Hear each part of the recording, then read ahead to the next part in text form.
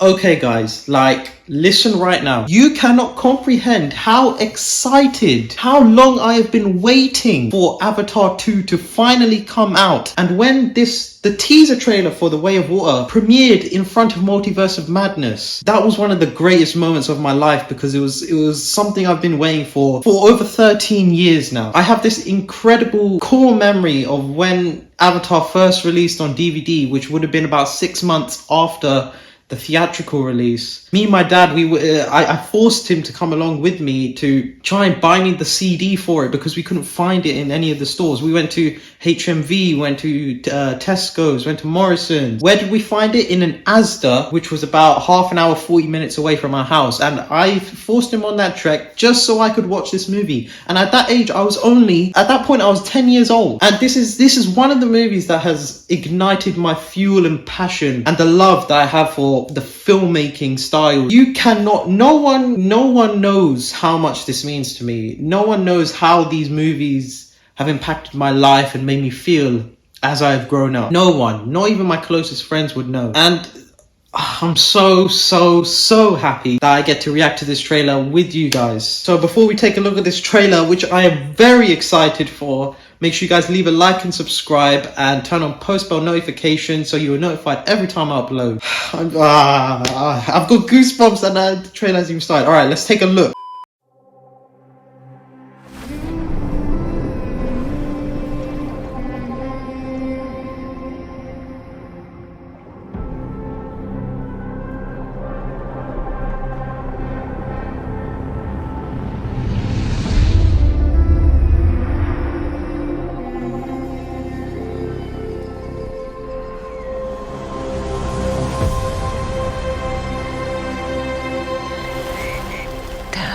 I know you think I'm crazy.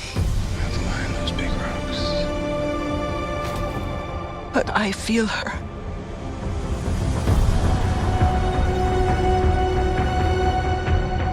I hear her heartbeat. She's so close.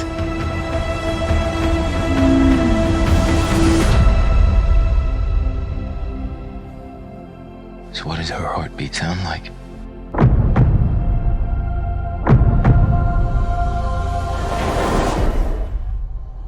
Mighty.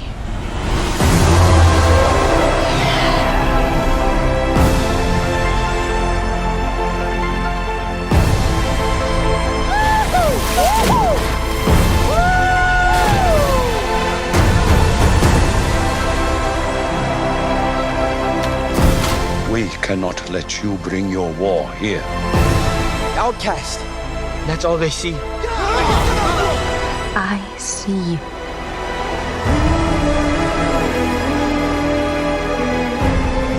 The way of water connects all things. Before your birth and after your death. This is our home!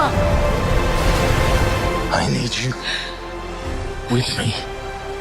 And I need you to be strong.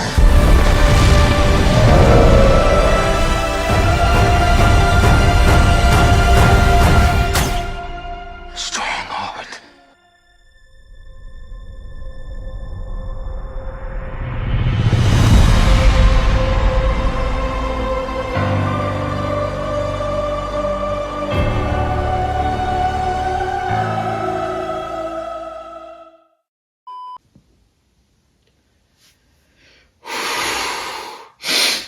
I have goosebumps and I have almost been brought to tears. Wow, what a trailer. What a magnificent trailer. Okay, now what I've picked up from this trailer, okay, some of the things, let me go over them. The Colonel from the first movie is back, but in an avatar form.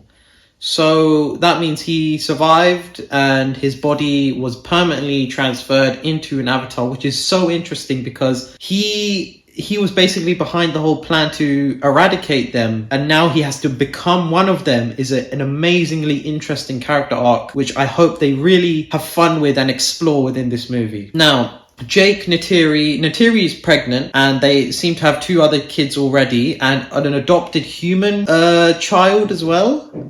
We saw that in the teaser trailer. But they're forced to leave their home due to possibly an attack by the Colonel, which leads them to meet this new tribe who live the way of water. Right? And see, I have so much faith in James Cameron's storytelling that he could do anything, and I would enjoy it. And anyone would enjoy it, right? And not many people around me share this same view, but I have such faith in his capabilities to tell a story that he could make a movie about a tree just standing there and somehow find a way to make that so interesting and so captivating that I would watch it, and I would pay about, £10-15 a ticket to go watch that in a cinema. Another interesting thing I saw, Jake's daughter. Now, she obviously feels a connection to something. This could either be to Eywa, which is obviously their deity, their god figure, or it could be Grace, who died in the first movie from a gunshot wound by the Colonel. Now, they were unsuccessful in transferring her human body into an avatar body, but perhaps she is living within Eywa and somehow is able to come back, because she is also listed in the cast. So Sigourney Weaver is listed in there.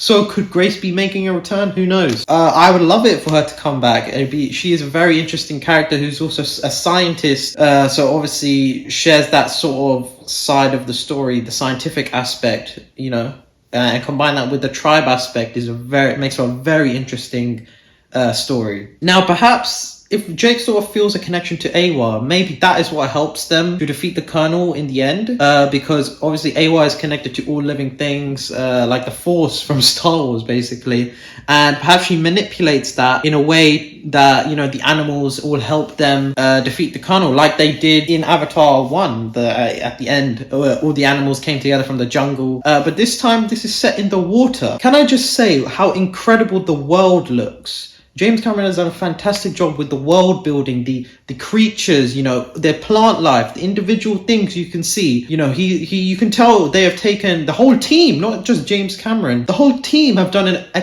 amazing job, just paying attention to each little detail to make Pandora this amazing, beautiful world that, is so interesting to look at, and you just want to find out more. You just want to go in there and explore it. And when a movie does that, you can tell it is going to be a success. The soundtrack for the trailer and possibly the soundtrack for the movie is going to be incredible as well. You can tell with, it's over 13 years to plan. They have really taken their time with each and every aspect of this film. I'm going to download that soundtrack and listen to it. You just have to, because I'm so excited. Like, no one can comprehend my excitement right now. Wow. Now, the CGI, if we talk about the CGI and the lighting, the framing of shots, so incredible. Like, this CGI is probably the best of the best. This will set standards for years to come, and we haven't seen this good CGI perhaps, since Infinity War Endgame, right?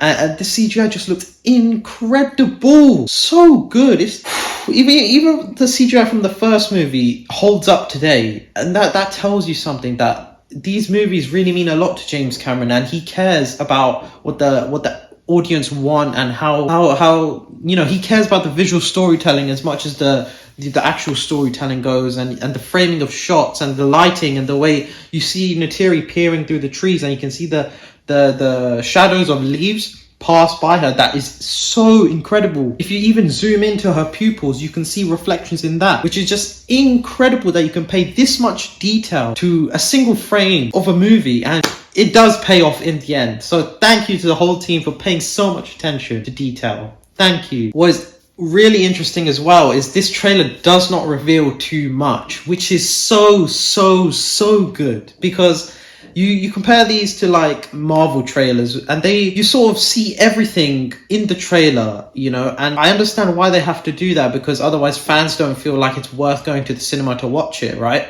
But James Cameron, I feel like Marvel should follow this footstep, right? In these footsteps, he has shown, a rough way the story is going to go, but we are still left in the dark about so many things, and it just makes you want to go see the movie, gives you a great feel for the movie, makes you feel emotions that you may have experienced during the first movie, so it brings that nostalgic aspect, and it just makes you want to go watch the movie, which is brilliant.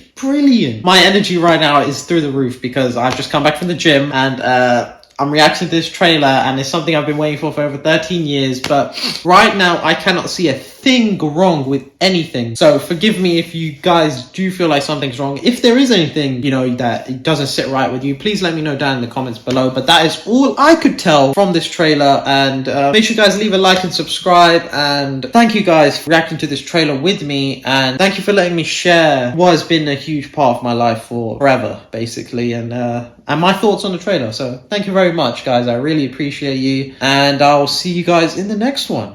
Peace.